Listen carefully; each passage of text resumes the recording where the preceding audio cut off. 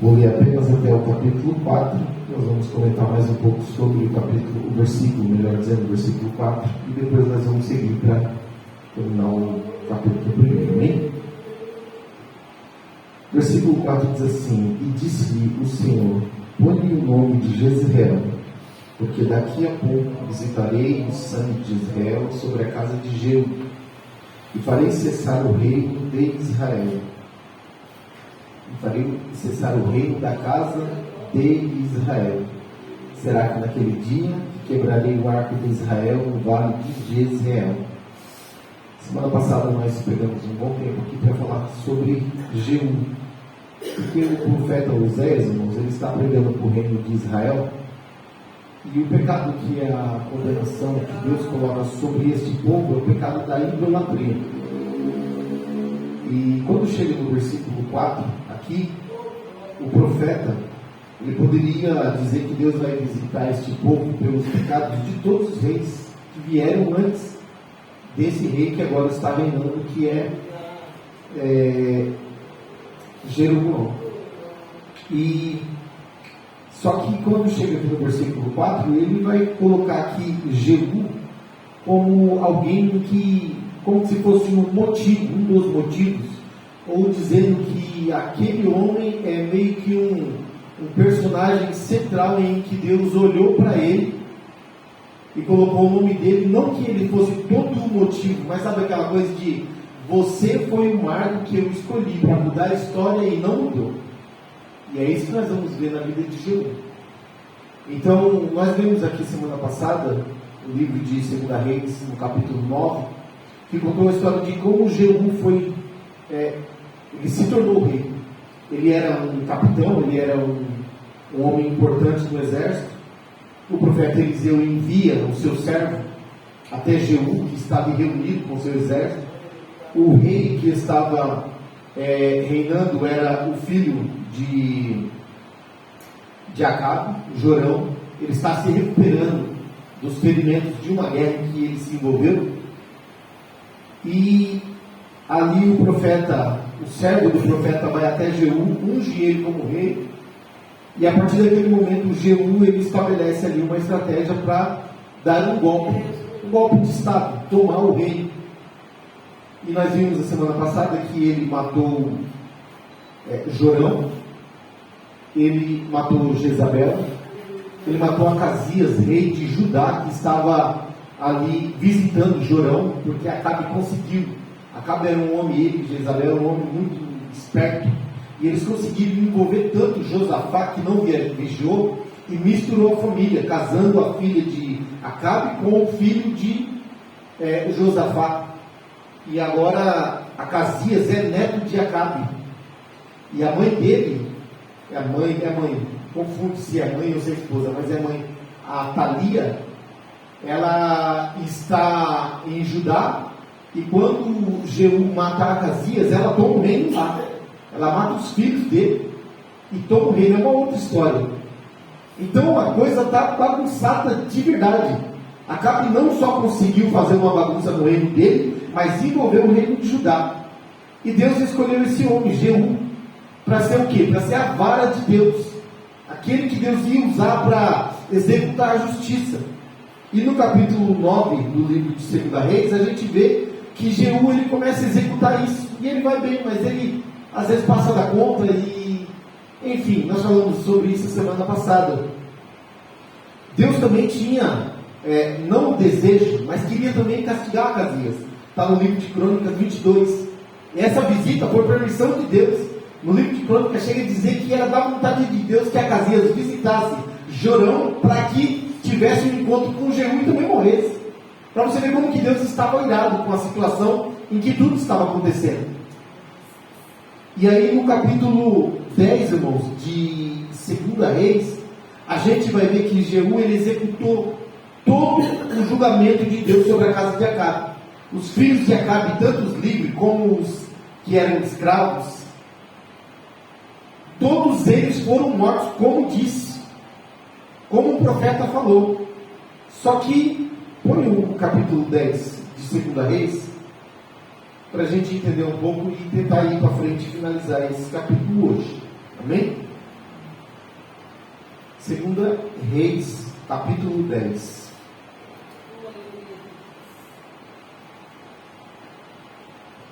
Jeú, o título aqui na minha Bíblia diz: Jeú extermina a casa de Acabe. Eu vou ler rapidamente, nós vamos pegar o ponto onde mais importa. E Acabe tinha 70 filhos em Samaria, e Jeú escreveu cartas e as enviou a Samaria aos chefes de Jezreel, aos anciões e aos aios dos filhos de Acabe. Depois pega essa palavra aios para mim. Tutores, né? Tutores aqueles que cuidam, né, irmãos? Estão ali para educar, para cuidar, enfim. Os filhos de Acabe, dizendo: logo em chegando a vós esta carta, pois estão convosco os filhos de vosso Senhor, como também os carros e os cavaleiros e os cavalos e a cidade fortificada e as armas. Olhai pelo melhor e mais reto dos filhos de vosso Senhor, o qual ponde sobre o trono de seu pai, e pelejai pela vossa casa de vosso Senhor. Aqui é uma estratégia de Jeú.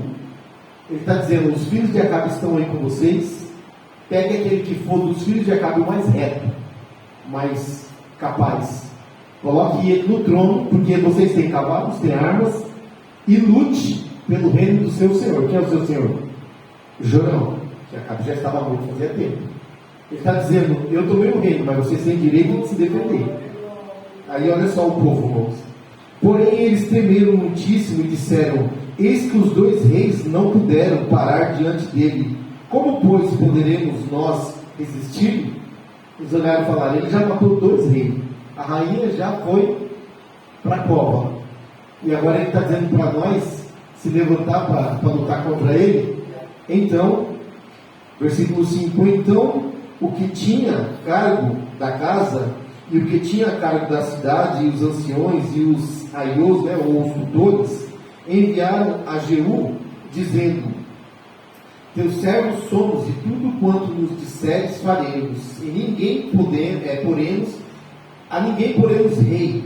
Faze o que for bem aos teus olhos. Aqui é aquela coisa de levantou a bandeira e estamos nos entregando, né?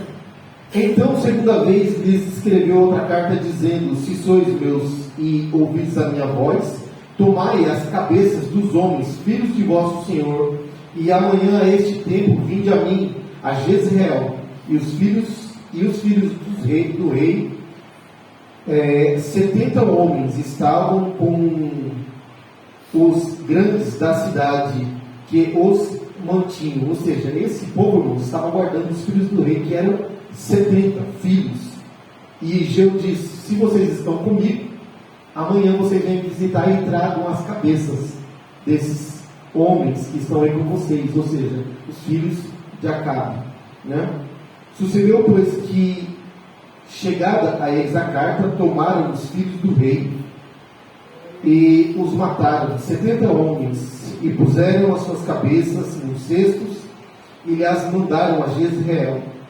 E um mensageiro veio e lhe anunciou, dizendo: trouxeram as cabeças dos filhos do rei. E ele lhe disse: ponde-as em 2 montões à entrada da porta até amanhã. E sucedeu que, pela manhã, saindo, ele parou e disse a todo o povo: vós sois justos. Eis que eu conspirei contra o meu Senhor e o matei. Mas quem feriu todos estes? Ou seja, ele colocou a responsabilidade sobre aqueles que tomaram a decisão de estar do lado dele. E por que essa estratégia de matar os filhos do rei? Uma que era julgamento de Deus. E enquanto tivesse um para sentar no trono, nunca Jeú estaria tranquilo. Porque sempre que tem um filho de rei para sentar no trono, o povo está esperando o melhor momento para devolver o golpe. Isso vai acontecer com Atalia.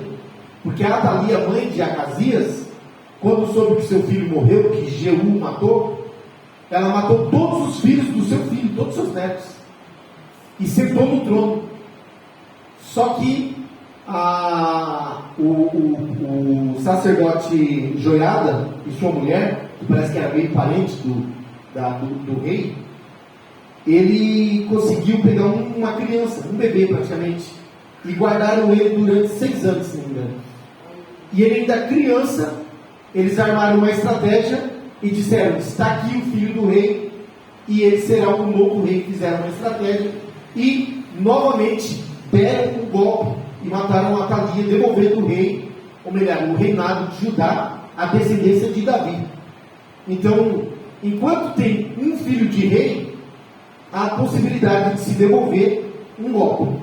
Mas quando não tem nenhum, e aqui ele está matando todos os filhos de rei que poderia no futuro se levantar, se organizar e dar um golpe tomando o reinado de volta. Só que ele põe essa responsabilidade sobre os tutores desses mesmos filhos dos reis. Por quê? Porque ele não obrigou eles a matar, simplesmente disse: pega um deles, põe no trono, se organizem e defendam o reinado do seu senhor. Só que eles disseram: se Jeú, pelo jeito era um camarada bom de guerra, lembra que o vigia lá disse: Jeú, pelo jeito feroz que vem andando com o cavalo, era um homem que dá medo. Eles falaram: nós não temos chance, se nós nos levantar vamos morrer junto. Então eles mesmos tomaram a decisão de obedecer o que Jeú mandasse. E o que Jeú disse foi: pegue os filhos do rei, mate todos eles, tragam a cabeça. Então Jeú vai colocar essa responsabilidade sobre quem? Sobre os tutores, porque foram eles que decidiram, né? Mas até aqui tudo está indo, irmãos, quase que nos conforme. Aquilo que Deus disse que ia acontecer, e não porque Deus queria, mas era julgamento. Porque tem pessoas que dizem: mas Deus é ruim. A Bíblia diz que Deus é misericordioso, mas Ele é justo. Ele é um juiz. E por mais que um juiz possa olhar para a cara de um condenado e ter misericórdia dele, querendo livrar ele daquela situação, do outro lado ele tem que executar a justiça. Ele não pode ir contra a justiça. E por mais que doa para um juiz executar um juízo, ele vai ter que executar. Então Deus está executando o juízo. E quem está sendo aqui o executor? Jeú. Porque juiz executa o juízo, mas ele vai lá e faz acontecer? Não. Ele só dá o veredito e bate o martelo. Ali um policial ou alguém da justiça leva e faz aquilo que o juiz determinou. Jeú aqui, irmãos, ele é um executor de Deus. Aqui é a vara, sabe a vara que corrige a criança? É Jeú. Só que Jeú aqui, irmãos, ele usa uma estratégia muito, muito boa, porque ele não coloca a sua mão aqui. E depois ele coloca a responsabilidade sobre eles mesmos. Porque agora eles não poderiam dizer nada. Foi vocês mesmos que fizeram isso. Versículo, qual que eu parei? 9, né? Versículo 10 diz: sabei, pois, agora que da palavra do Senhor, que o Senhor falou contra a casa de Acabe, nada cairá em terra, porque o Senhor tem feito o que falou pelo ministério do seu profeta Elias. Ele está dizendo aqui: isso tudo que está acontecendo não é coisa nossa, é coisa de Deus. Foi Deus que disse que isso iria acontecer. Através de quem? Do profeta Elias.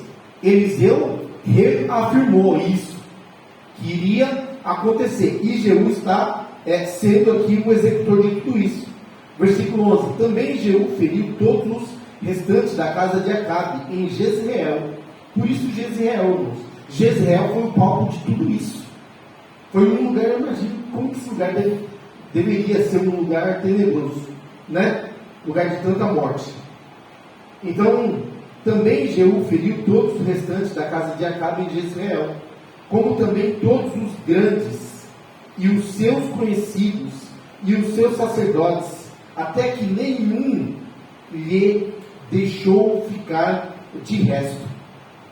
Então se levantou e partiu a Samaria, e estando no caminho em Bet-Eked dos pastores, Jeú achou uns irmãos de Acasias, rei de Judá, e disse: quem sois vós? E eles disseram: os irmãos de Acasias somos, e descemos a saudar os filhos do rei e os filhos da rainha. Então disse ele: apanhai-os vivos. E eles os apanharam vivos e os mataram junto ao poço de Bet-Eked, 42 homens, e a nenhum deles deixou de resto. O negócio estava feio. Encontrar com Jeú era encontrar com a morte. Ele estava executando todos que tinham a ver com a família de Acabe. Esses aqui não são filhos de Acabe, mas são filhos de quem? De Acasias, que já está morto. Porém, quem é Acasias? Neto de Acabe. Está tudo muito amarrado.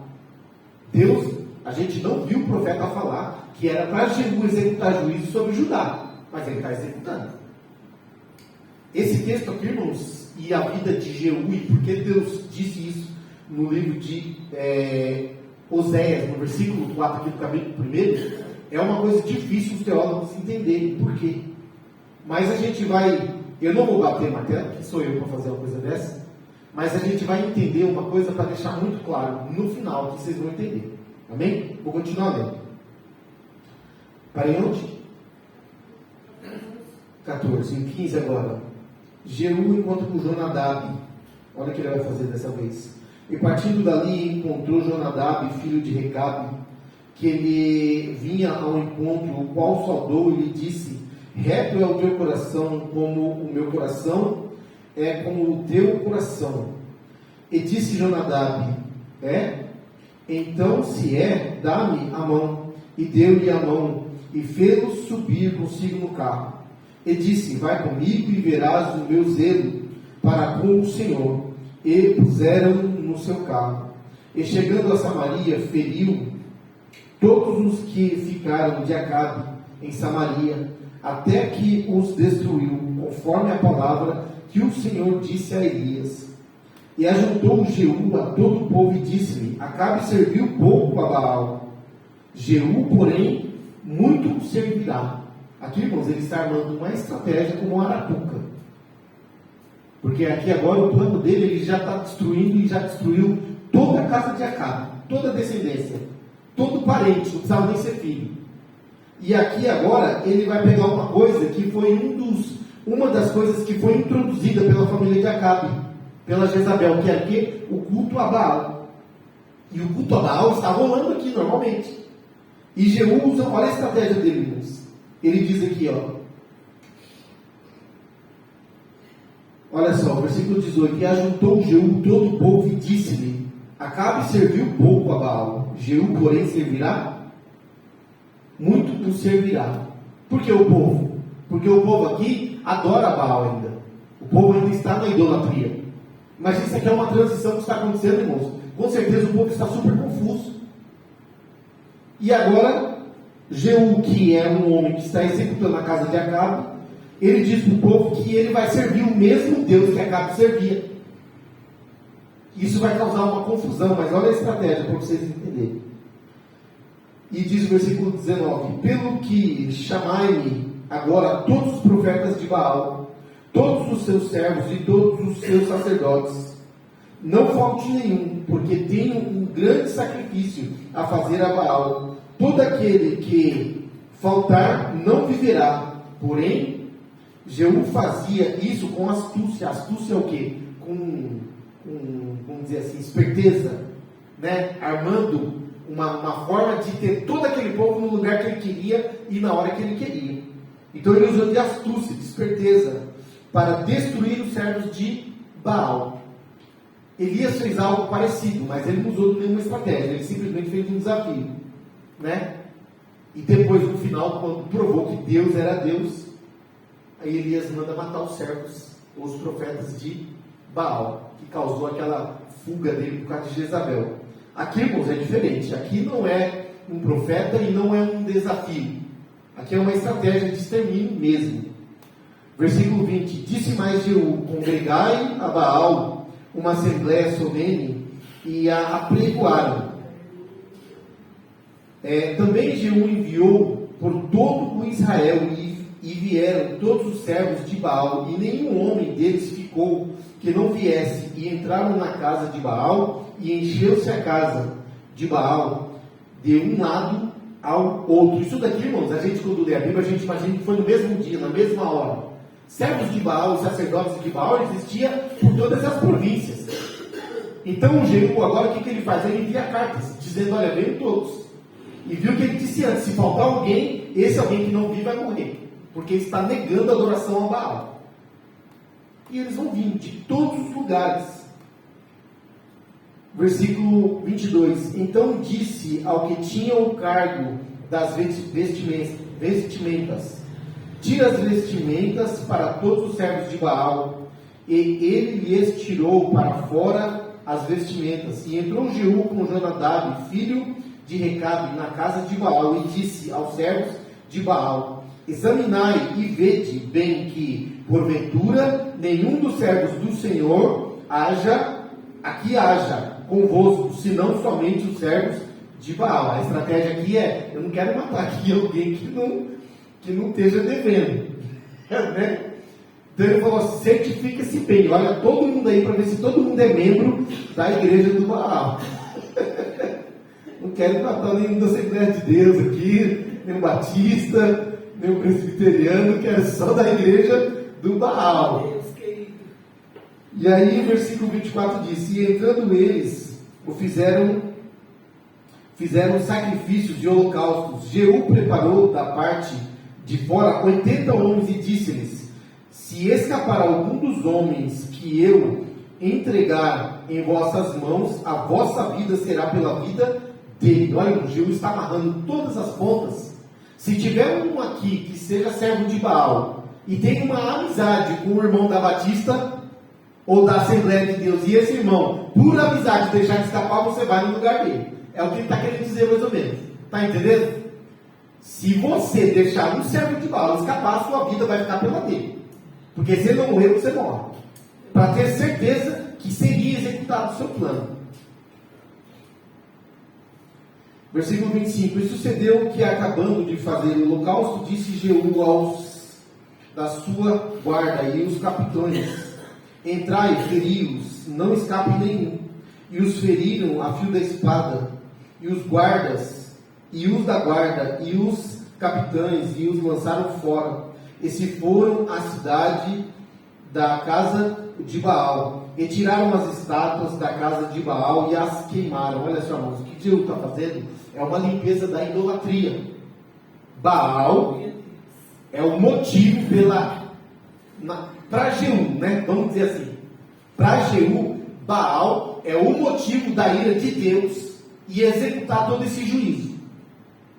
Mas não é só Baal. Desde que Jeroboão se tornou rei de Israel do norte, a Bíblia diz que ele levou e fez um bezerro de ouro, levantou um altar e colocou o povo para adorar aquilo e desviou o povo da verdadeira adoração a Deus. Então o pecado do povo não é só Baal. Baal é mais um Deus que foi inventado. Está entendendo? E aparentemente dá para entender que Jeú está pensando que o problema é o Baal. Sabe quando às vezes o ser humano, nós, começamos a nos desviar para um lado, para o outro, e de repente Deus começa a enviar o profeta e fala, olha, se conserta. Aí você vai lá e fala, o problema acho que é essa jarra aqui tem umas pinturas nela, meio esquisita, isso aqui deve ter sido oferecido alguma coisa, eu vou tirar isso da minha casa. Como se o pecado estivesse na jarra. Aí a gente tira a jarra e diz, agora eu estou limpo. Sabe? Aí Deus fala, não, o problema não é a jarra. A jarra pode até ser um problema se você estiver adorando ela. Mas o problema é onde está o seu coração, viu? Não diz? Que onde estiver o coração do homem, aí está, onde estiver o tesouro, aí está o coração do homem. E o coração do homem não pode estar em nada, a não ser em Deus. E Jeú está achando que Baal é o problema. Ele vai executar, irmãos, em parte. Mas, não tudo. Para onde? 26.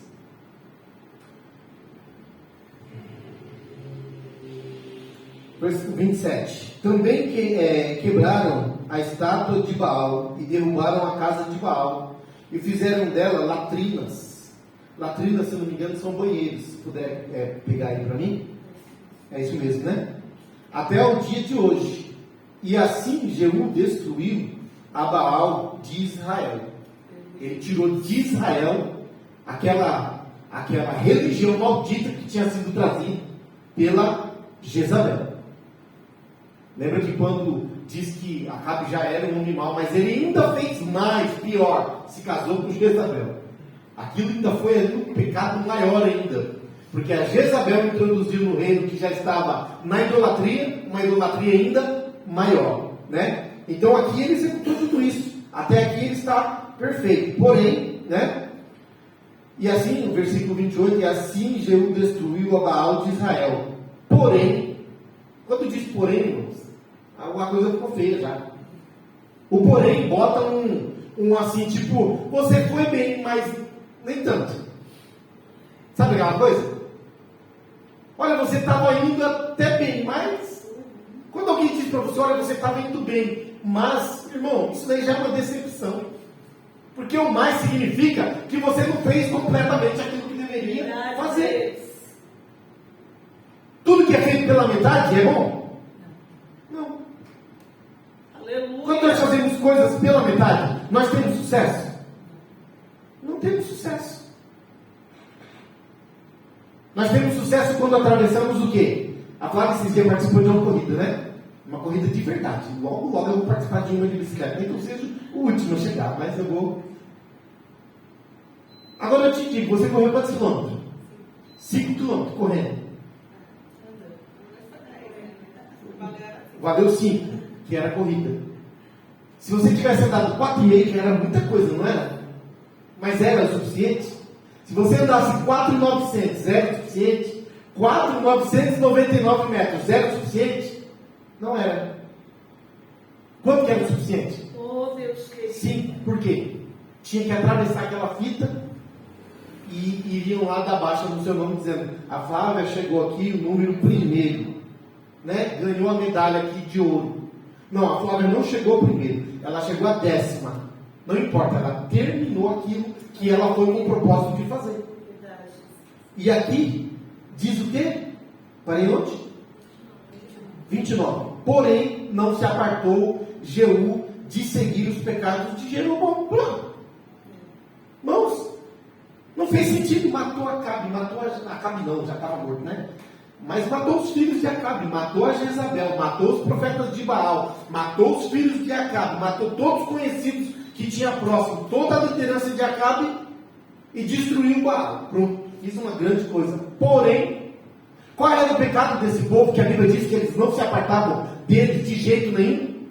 Era o pecado que Jeroboão, o primeiro rei de Israel do norte, introduziu no povo, que era o quê? Olha só. Porém, não se apartou Jeú de seguir os pecados de Jeroboão, filho de Nadab, que fez pecar a Israel, a saber, os bezerros de ouro que estavam em Betel e em Dan. Sabe por que ele caiu, irmãos? No pecado da hipocrisia. Oh, aleluia, Deus. Pecado da hipocrisia. Que você condena o outro e faz a mesma coisa que o outro faz. Aleluia. Qual foi a maior ira de Jesus quando ele estava na terra? Que ele condenava. Ele não condenava os pecadores. Ele não condenava as prostitutas. Ele salvava elas, ele conversava com elas. Ele não fugia de leprosos. Mas ele batia de frente com os escribas e fariseus por causa da sua hipocrisia. Aleluia. E o versículo 4, aqui, porque aqui Oséias, irmãos, ele já está profetizando à frente já. A história de Jeú aqui não é o tempo de Oséias. Deus está dizendo que está visitando o quê? E disse-lhe, já com Oséias de novo, versículo 4, primeiro 4. E disse-lhe o Senhor: põe o nome de Jezreel, o nome do lugar aonde houve a matança, porque daqui a pouco visitarei o sangue de Jezreel. Quando o Caim matou o Abel, a Bíblia diz que quando Deus foi chamar Caim para conversar, Deus disse, olha, o sangue de Abel ainda fala. Ele clama. Então imagine só, irmãos, alguém comete alguma coisa dizendo que está fazendo justiça e faz justiça contra outra pessoa. E aí essa pessoa, ainda que já morto, olhando diz assim para Deus, peraí, ele me matou por causa disso, mas olha lá ele, está fazendo a mesma coisa. Aleluia, Deus. Está entendendo? Olha ele executou juízo contra mim, mas olha ele, como é que vai ficar a vida dele? Aí Deus é obrigado a olhar e falar, vou executar também juízo contra ele. Não adianta a gente falar de pecado da vida dos outros. Primeiro que a gente tem que olhar é nós. Aleluia. Não é que Jeú não fez aquilo que Deus queria. Deus queria executar juízo sobre a casa de Acabe. A vontade de Deus não pode ser, vamos dizer assim, impedida, frustrada, né? Como diz lá no livro de Jó. Não pode. Acabe pagou pelo pecado dele. Porém, também Jeú vai pagar pelos seus. Irmãos, não adianta a gente apontar na vida do outro e falar assim, tá vendo? Tá pagando pelo que fez. Glória. Tá pagando pelo que fez. O sofrimento dele é culpa dele mesmo. Enquanto isso, Deus está olhando para você e falando, olha, cuidado, porque do mesmo jeito que eu executo o juízo na vida dele, eu executo na sua. Porque todos nós somos pecadores, não é verdade? Então por que Deus está dizendo aqui no versículo 4 que vai visitar o sangue de Jezreel sobre a casa de Jeú e farei cessar o reino de Israel? Porque é como se Jeú tivesse tido a oportunidade de tirar de uma vez por todas. Porque esse ano ganhou aqui, irmãos, respeito. Tudo que ele falava, alguém fazia. Ele não disse, olha, tá os filhos aí de Acabe, traga as cabeças, não trouxeram? Me traga os profetas de Baal, não trouxeram? Alguém desobedeceu o que o Senhor disse? Ele estava debaixo de quem? Da autoridade de Deus. Ele estava. Porém, ele foi até a metade do caminho. Por qual motivo? A Bíblia aqui não vai dizer. Aleluia, Deus. Talvez ele já era adorador desses bezerros e não quis abrir mão da sua adoração. Porque se tem uma coisa que o ser humano ele puxa as coisas para o seu lado. Uma vez o pastor Snardes, numa das aulas de teologia, falou assim, entrou na questão do que é pecado, do que não é pecado, isso é pecado, falando sobre usos e costumes. E o pastor Snardes falou assim, olha, há muito tempo eu já dizia que toda essa pressão em cima da igreja não duraria por tanto tempo. Por quê? Porque ele falou dessa forma e eu concordo. Eu proíbo aquilo que para mim não é interessante. Está entendendo? Eu proíbo aquilo que para mim não é interessante. Ele falou, por exemplo, ele deu um exemplo. Ele falou, sempre gostei muito de carro. Isso é verdade, né? Ele falou, para mim, futebol é uma besteira. Aquilo não me atrai. Então, para mim, futebol é pecado. Só que uma corrida de carro, o que tem? Ué, os dois são uma competição. Os dois estão gerando o mesmo tipo de coisa. Intriga, um combatendo o outro, todo mundo quer ganhar. Só que o futebol eu não gosto, não acho graça nisso. Então eu proíbo o futebol. Na igreja é pecado. Só que se os irmãos quiserem ir no kart no final de semana, até me chama, que eu vou. Ué. Isso é hipocrisia, irmãos. Verdade. Está entendendo? Hipocrisia. E muitas das vezes, até dentro da igreja, isso aconteceu. Isso aconteceu. Oh, aleluia, Deus. Coisas que para mim não é interessante, aquilo é proibido, aquilo é pecado mortal. E outras coisas que para mim não, aquilo não é tão pecado assim, gente. Vamos parar com isso. É do meu interesse que aquilo não seja pecado. Mas o que é pecado de fato? A hipocrisia é um grande pecado. Verdade, Deus. Talvez Jeú odiasse a Baal. Mas quem sabe ele gostasse um pouco do bezerro de ouro? Então, bezerro de ouro não é pecado, gente. Mas vamos matar esse cara aí. Está entendendo? Então a gente tem que tomar cuidado na nossa vida, se a gente não está sendo seletivo naquilo que a gente gosta, condenando nos outros aquilo que a gente não gosta e apoiando aquilo que a gente gosta. Glória. Então, antes de meter o dedo para frente e apontar a vida de alguém, devemos olhar para nós. Porque a Bíblia diz para nos julgar. Então, eu não sei se é esse o pecado de Jeú. Mas aqui é fato, irmãos, que Deus usou o profeta e colocou Jeú aqui como um motivo da visitação sobre o sangue de Jezreel. Porque ninguém matou tanto em Jezreel como Jeú. Em nome de Deus. Porém, depois foi servir a outro Deus que não era aquele Deus a quem ele disse que estava defendendo. Aleluia. E aí Deus diz o que, irmãos? Qual é a execução de Deus? Versículo 5 diz: e será naquele dia que quebrarei o arco de Israel no vale de Jezreel. O arco de Israel é o exército. Como é que está aí? Versículo 5 agora. Quebrarei o arco de Jezreel. Uma coisa, na NVI ou na NVT, vai falar que Deus vai destruir o poder do exército. NVI, qual que é NVT? NVT?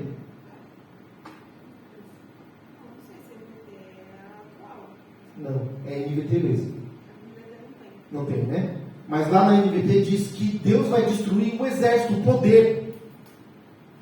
Por quê? Porque nessa época aqui, Israel está um país forte. Está um país forte. Só que o que faz um país forte? O seu exército. Deus diz: eu vou destruir o poder do exército de Israel. Versículo 6 diz: e tornou ela a conceber. Agora voltou de novo, né? A mesma situação. Versículo 4 e 5 está falando sobre o executar de Deus, sobre o sangue de Jezreel e a destruição do exército. Versículo 6 diz que ela tornou a conceber e deu à luz uma filha, e ele disse: põe-lhe o nome de Lo-ruama, porque eu não me tornarei mais a compadecer da casa de Israel, mas tudo lhe tirarei. Porque o que é não voltar a compadecer? Significa que por muito tempo Deus olhava, o povo pedia misericórdia, e Deus ia lá e se arrependia e tem misericórdia, e não destruía. Ele diz o que aqui? Põe o nome de Lo-ruama. Por quê? Porque eu não tornarei mais a me compadecer, não terei mais piedade. Como eu disse, por mais que a misericórdia de Deus é longânima, mas longânimo não significa infinito. Certo? Uma hora Deus executa o seu juízo. E aqui ele está dizendo que não vai ter mais misericórdia desse povo. Por quê? Porque esse povo peca constantemente. Desde que Jeroboão I se tornou rei, ele fez esse bezerro de ouro, ele fez ali os seus altares, chamou o povo e disse: está aqui o Deus de vocês, adora esse Deus, não precisa subir para Jerusalém para adorar. E o povo caiu nessa idolatria. Entrou um rei, entrou outro rei, e a Bíblia vai dizer que todos os reis não abandonaram a idolatria de Jeroboão. Quando chega em Acabe, entra mais uma idolatria, Baal. Deus chama Jeú, diz para ele que ele vai ser alguém que vai executar o juízo de Deus para limpar a terra daquela idolatria. Ele vai até metade do caminho e continua no mesmo pecado. Então Deus diz: a partir de agora eu não vou ter mais misericórdia, porque a chance que vocês tinham era essa. Não tem gente que você fala assim: rapaz, você já teve tanta oportunidade, mas eu acho que essa é a última. Não tem gente que dá a impressão que chegou na última oportunidade? Quando você vê, a pessoa vai, e é como se sempre tem mais uma oportunidade. Quem assistiu aqui o Gato de Botas? O segundo filme? Quem assistiu? Não assistiu? Todo gato tem 7 vidas, não é isso que diz? Diz que tem, não é verdade? Nesse filme eles fazem uma trama lá bem interessante. Porque o gato brincou com 6 vidas. Gastou elas sem nenhuma responsabilidade. E quando chegou na 7ª vida, ele ainda pensou que estava tudo bem. E quem veio para tirar essa última vida dele, veio para executar esse juízo segundo a arrogância dele. Porque você teve várias oportunidades e brincou com elas. Você só tem mais uma. E ele veio e disse: eu vou tirar a última que você tem. Ou seja, a sua oportunidade acabou. Às vezes Deus está falando: volta, se arrepende. Usa um profeta, usa outro profeta, usa outro profeta, usa na palavra. E Deus está falando: sai desse negócio, sai desse negócio, sai dessa vida, se arrepende, volta. E você está igual o gato, gastando vida. Gastando vida. Porque cada oportunidade que passa, não volta, concorda comigo? Oportunidade é uma coisa que quando pula na frente de alguém, você tem que agarrar nele de perna e braço assim, ó. Porque oportunidade pode ser sempre o último. É como aquele louvor que se cantava quando se fazia o apelo. Amanhã pode ser muito tarde. Qual é a sua oportunidade? É essa que está sendo apresentada. Aleluia, Deus. E Deus diz: eu não vou ter mais misericórdia deste povo. Porque já tem muitas oportunidades. Levantei profetas, fiz de tudo para vocês voltarem para mim, mas não voltaram. Então põe o nome dela de Loboama, porque não me tornarei mais a compadecer da casa de Israel, mas tudo lhe tirarei. Nossa, que execução, que palavra pesada. Pesada. Às vezes quando você assiste algum julgamento, quando o juiz bate o martelo, às vezes a pessoa que está sendo julgada, ela entra em desespero. Já viram isso? Porque ela sabe que não tem mais jeito. Aleluia, Pai. Se a pena foi perpétua, é perpétua. Nos Estados Unidos, se for de morte, é de morte. Ele já está morto, só vai esperar o dia. Aleluia. Então é desesperador. E Deus está dizendo: eu vou tirar tudo que vocês têm. Não vou ter mais misericórdia. Aí, irmãos, aqui o profeta muda assim a direção. Parece desenho animado do carro que está indo e de repente vira a direção assim, de uma muito brusco, que nunca que na vida real a gente faz uma coisa dessa, né? Porque aqui ele diz o quê? Tirarei de Israel tudo. Israel do norte. Ele diz no versículo 7: mas da casa de Judá me compadecerei e os salvarei pelo Senhor, seu Deus. Pois não os salvarei pelo arco, nem pela espada, nem pela guerra, nem pelos cavalos, nem pelos cavaleiros. Deus fez uma promessa a Davi, dizendo: do seu trono não faltará rei. Aleluia. E não faltou. O único momento que teve a falta de um rei foi quando Atalia, nesse caso, tomou o reino. O rei só não estava sentado no trono, estava escondido, mas ele estava lá, que era um dos filhos do seu filho aqui do Acasias. Então não faltou rei. Por que essa promessa de Deus? Porque a promessa de Deus na linhagem de Davi, irmãos, era Jesus. E essa promessa Deus não iria quebrar por nada. Aleluia. Porém, o povo de Judá não iria confirmar isso através da sua força, mas seria pela misericórdia de Deus. Ele diz aqui: mas da casa de Judá me compadecerei. Aleluia, Deus. Existem coisas na vida, irmãos, de todos, que são bênçãos de Deus, que são, a gente sempre fala disso, bênçãos condicionais e bênçãos incondicionais. Por exemplo, você serve a Deus, você se entregou de coração para Ele, mas vamos dizer que você de vez em quando não obedece. Ele te dá uma oportunidade e você deixa passar, vacila. E Ele está dizendo assim: eu quero te abençoar. O abençoar de Deus aqui nesse caso são bênçãos mesmo, materiais. E Deus quer te abençoar. Porém, sempre que Deus te dá uma oportunidade, você dá 2 passos para trás. Eu te digo, você vai perder a salvação por causa disso? Não, porque a promessa de Deus é que todo aquele que olhar para Jesus, crer que Ele é o Filho de Deus, se entregar e colocar Ele como seu único Salvador, você está salvo. Porém, as bênçãos materiais, elas são condicionais. E elas dependem de quê? De uma obediência. Porque tem muitas pessoas que vivem uma vida muito simples, muito difícil, e é um servo de Deus, fiel, adorador a Deus, vive uma vida separada para Deus, porém não desfruta das bênçãos de Deus, porque toda vez que Deus dá uma oportunidade, Ele dá 2 passos para trás. Aleluia. Essa bênção ela é condicional. Certo? Por quê? Porque ela depende da obediência. Tem gente que recebe a oportunidade de uma porta de emprego boa. Ele olha para a porta e fala, é grande demais para mim. Então eu não vou tentar. A bênção está na porta. Se você não entrar por ela, Aleluia.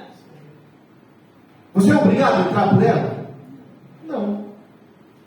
Vai de você confiar em Deus, acreditar que Deus vai te capacitar, usar a fé que você tem para adorar a Deus, para também exercitar uma fé que vai te fazer avançar. Essa bênção aí, irmãos, ela é condicional, ela vai depender muito de você. E tem muitas pessoas, irmãos, que não desfrutam das bênçãos de Deus, porque nos momentos de aproveitar as oportunidades que Deus dá, em vez de ir, volta. Mas é um servo de Deus. Se morrer agora, vai para a glória. Aleluia, Deus. Por quê? Porque a salvação, ela não é condicional. Ela é condicional no sentido de que, se você não crê em Jesus, não vai ser salvo. Mas uma vez que você crê, que você é fiel a Deus, que vive uma vida de adoração a Deus, você é salvo. Aleluia.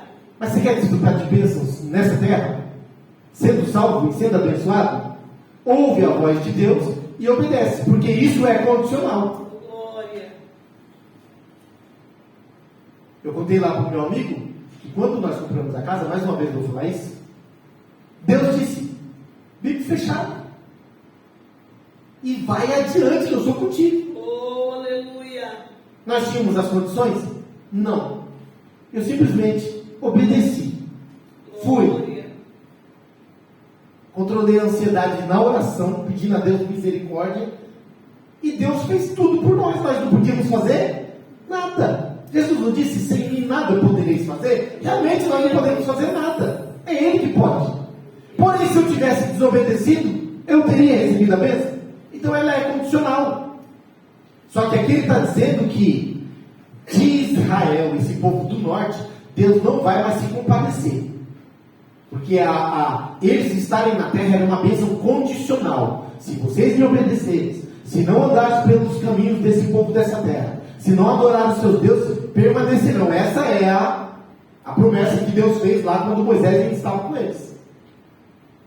Vocês herdarão a terra e ficarão nela. Porém, se desviarem do meu caminho, se começarem a adorar outros deuses, eu os tirarei da terra. Deus está cumprindo. Mas Deus fez uma promessa, irmãos, e essa promessa está desde o começo da Bíblia, lá no capítulo 3. O que a Bíblia diz? Que quando a mulher pecou, Deus disse para a serpente, que era o diabo, aquele que vai sair dela, vai pisar na tua cabeça, irmãos. Ele não disse, olha, se esse povo que vai ficar aqui, se Adão e Eva, eles me obedecerem daqui para frente, se eles me adorarem, lá na frente, da geração dela, eu vou levantar um que vai matar. Deus não disse isso. Ele disse, da geração dela, do fruto dela, ou seja, da sua linhagem, lá no futuro, a descendência dela vai pisar na sua cabeça. Quem é a descendência da mulher? É Jesus. E Deus disse que essa descendência viria de quem? De Davi. Então aqui ele está dizendo exatamente isso. Mas da casa de Judá me compadecerei. Por amor de quem? Da casa de Judá? Por amor da palavra dele, irmãos. Aleluia. Deus não tem negócio com a nossa palavra, porque a nossa palavra é falha. Hoje a gente diz que quer, amanhã a gente muda de ideia. Hoje a gente diz que está todo vapor, pode contar comigo. Amanhã a gente está batendo em retirada. Aí de Deus, se ele precisasse de nós mesmo para fazer a obra dele. É que quando um para, Deus levanta outro. Aleluia, Deus. E ele diz aqui, não vai ser pela guerra, pela espada, pelo arco, pela força. Não vai ser. Nem pelos cavaleiros. mas vai ser pela misericórdia de Deus. Glória a Jesus. Então, irmãos, se tem uma coisa que é garantida nessa terra, é que Deus prometeu que o seu filho viria, e ele veio. Aleluia.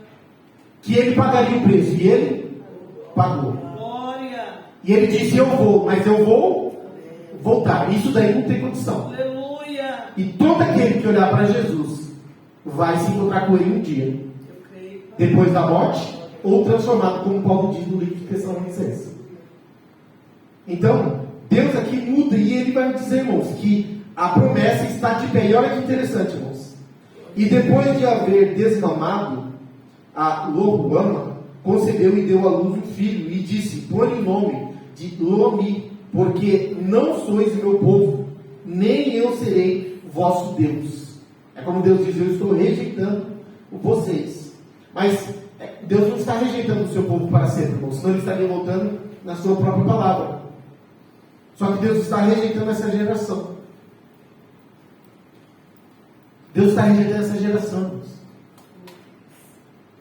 Às vezes nós pensamos: não, mas peraí, Deus prometeu à minha mãe que todos os filhos dela iam ser servos dele. Glória. Primeira pergunta: Deus prometeu um mês? Não é verdade? Deus prometeu um mês? Aleluia, Deus. É a primeira pergunta. Se esse povo não se humilhar, não voltar, como é que vai ser? Aleluia, Jesus. Deus vai ser obrigado a... Porque a mãe foi uma serva de Deus, os filhos vão receber a herança da mãe? Não, a Bíblia diz que o pai pegou, o pai paga. Se o filho pegar, o filho paga. Se o pai pegar, o filho não paga pelo pai, e o pai também não paga pelo filho. A salvação é individual. Então Deus está dizendo: este povo, essa geração, não é meu povo, e eu não sou seu povo, não sou seu Deus.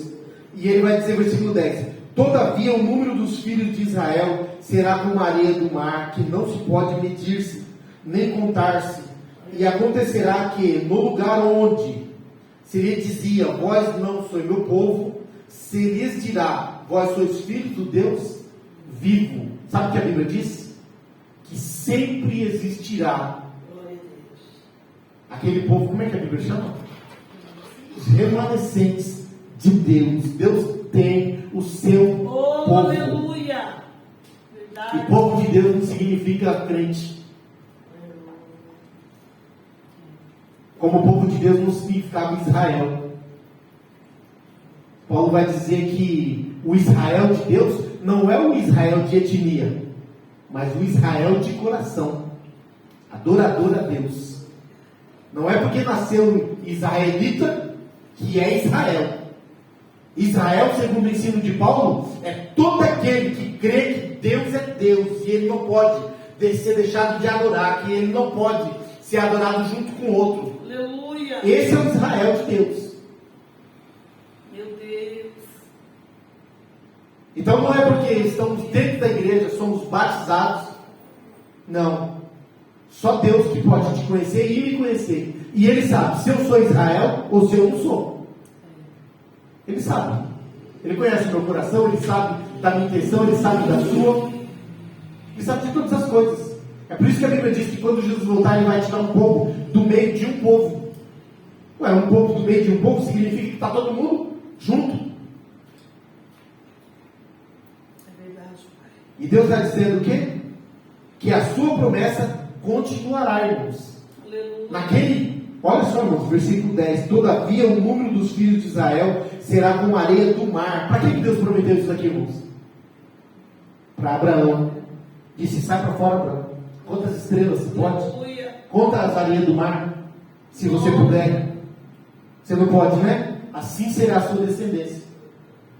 E ele não deu condição, de novo, ele não deu condição para Abraão para isso acontecer.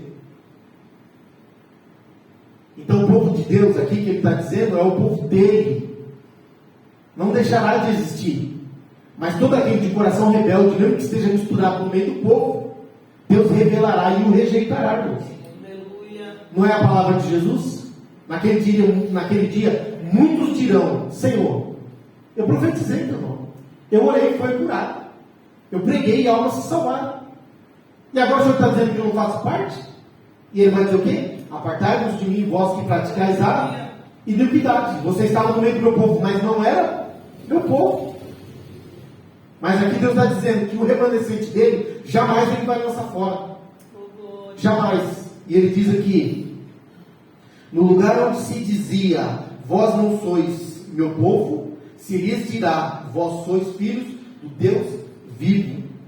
E aqui o versículo 11 para acabar: e os filhos de Judá e os filhos de Israel, os dois reinos, existe uma promessa para esse povo, os dois reinos, juntos se congregarão. Eles não estão divididos aqui?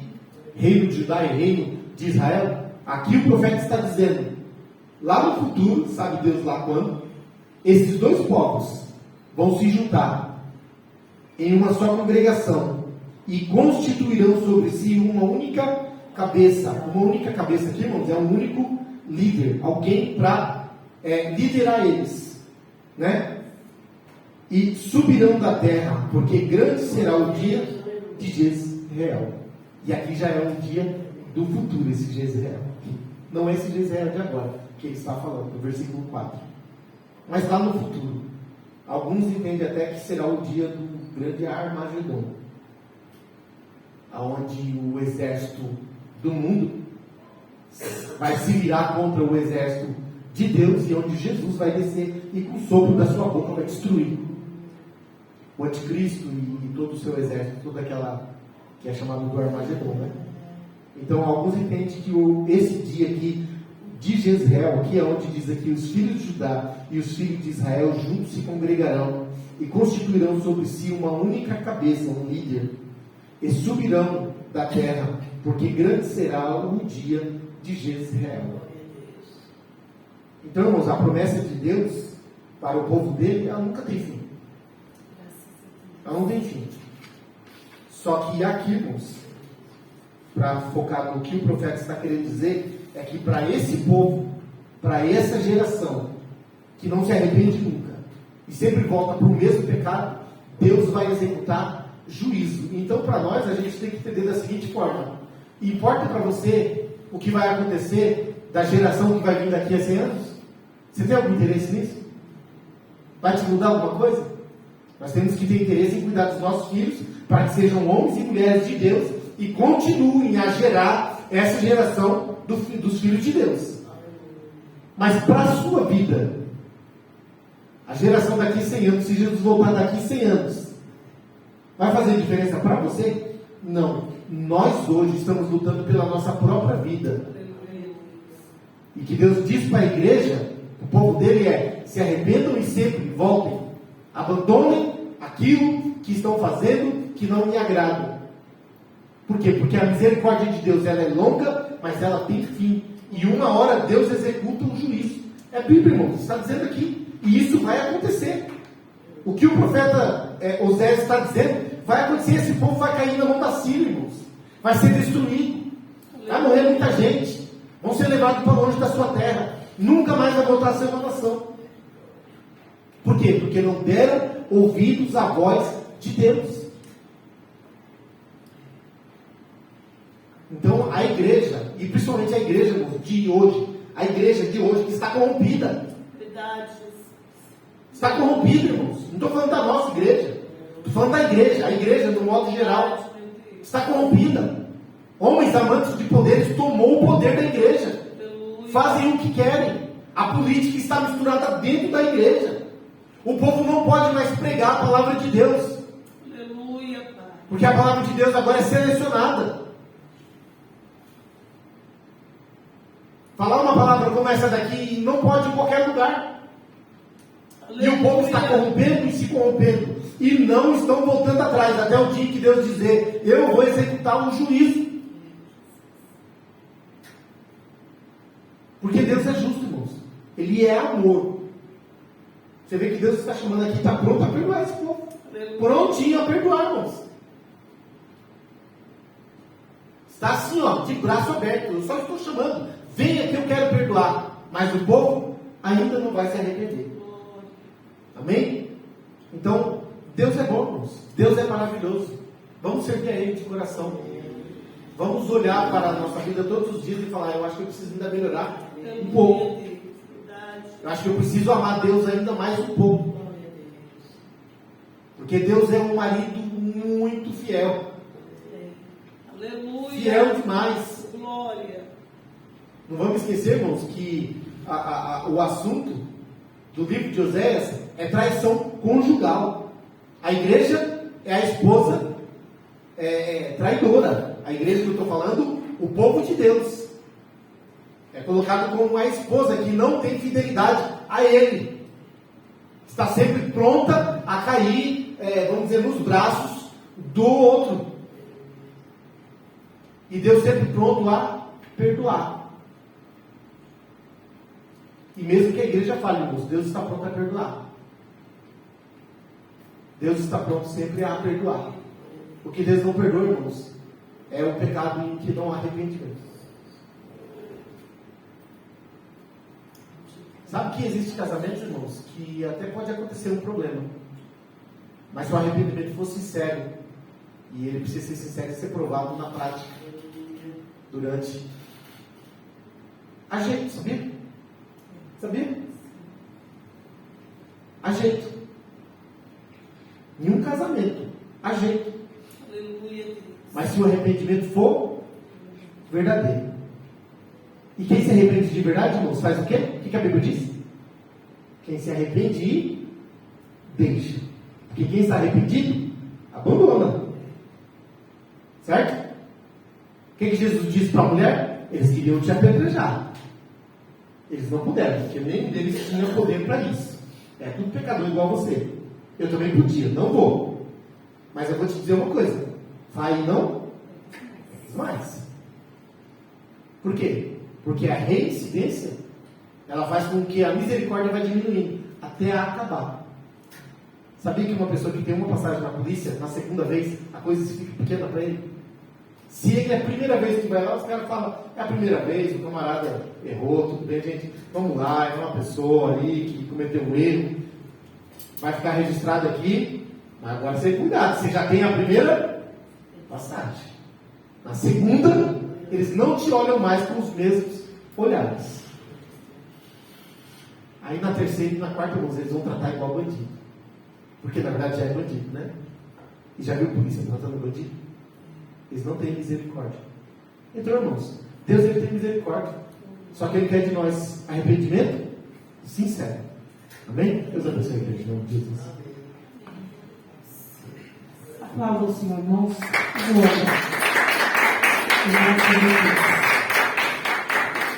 Vamos comer essa palavra, irmãos. Amém? Às vezes a gente, realmente, como foi dito aqui, tem lugares que não pode mais falar essa verdade. Mas nós estamos recebendo de Deus aquilo que Deus quer que a gente escute. Porque Ele quer nos livrar, Ele quer nos guardar e Ele quer nos levar para o céu. Amém? Ficamos de pé, vamos orar ao Senhor, agradecendo a Ele por tudo, em nome de Jesus. Senhor, nosso Deus, nosso Pai, nós te louvamos, te agradecemos. Obrigado por este ensino, pela Tua palavra que foi proclamada neste lugar, Pai. Continua, Pai, falando, agindo, cuidando de nós, zelando por nós.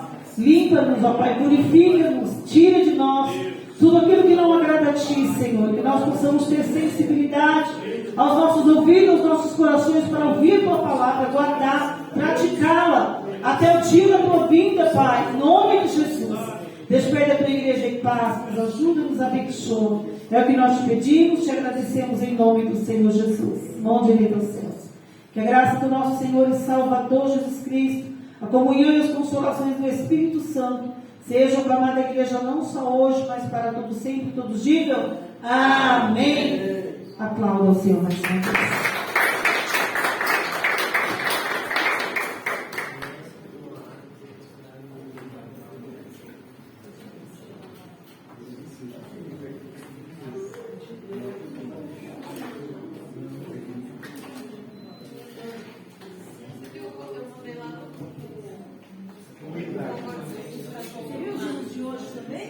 Ah, foi lá? Eu não entendi o que você mandou lá. Eu entendi que você era para salvar, né? Tentar tirar ele, né?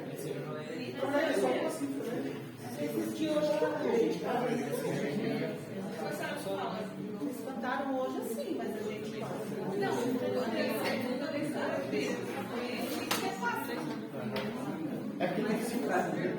Tanto cifrado ali, vai sair o opa, mas se não tiver cifrado, vai ser abençoado. Está abençoando? Opa, essa gente também. Pode ser, meu filho, seja bem? Que bom. Amém, vai com Deus, tá? Deus te abençoe. E a gente tem que se. Beleza. Tá bom? Obrigado. Tá bom?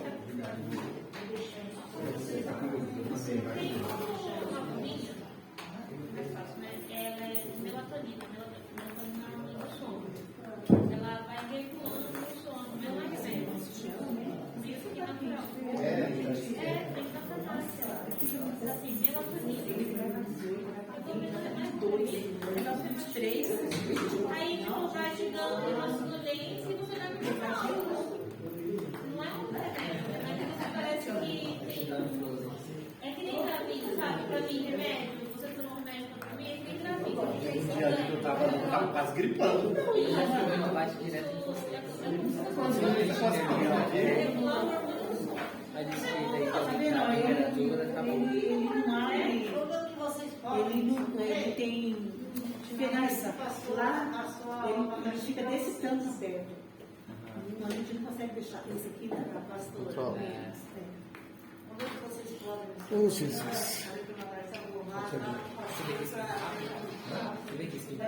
Chegou já é. O negócio é o seguinte, eu cristalismo, ele é um puto profissional, só que aí ele sai logo subindo dentro, né? Ele é cabeleireiro e ele mora aqui perto da minha casa, Paulo, né? Tem quase uma semana já, 10 horas da noite, vai embora. E eu